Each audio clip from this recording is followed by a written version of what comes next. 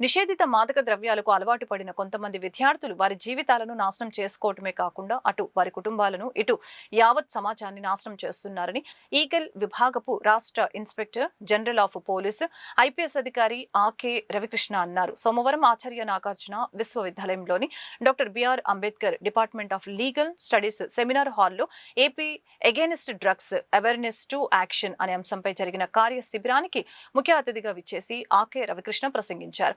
భారతదేశంలో మరీ ముఖ్యంగా ఆంధ్రప్రదేశ్లో విద్యార్థుల తల్లిదండ్రులు వారు తినకపోయినా పిల్లల చదువు కోసం వారి ఆస్తి పాస్తుల్ని అమ్మి వారి భవిష్యత్తు బంగారంలా ఉండాలని భావిస్తున్నారు. కానీ తెలిసి తెలియని యవ్వనపు వయసులో విద్యార్థులు చెడు స్నేహాల బారిన పడి గంజాయి, హెరాయిన్ వంటి సైకోడ్రిక్స్ మరియు సింథటిక్ డ్రగ్స్లకు అలవాటు పడి ఎన్డీపీఎస్ చట్టం కింద కఠిన శిక్షలను అనుభవిస్తున్నారని ఆందోళన వ్యక్తం చేశారు.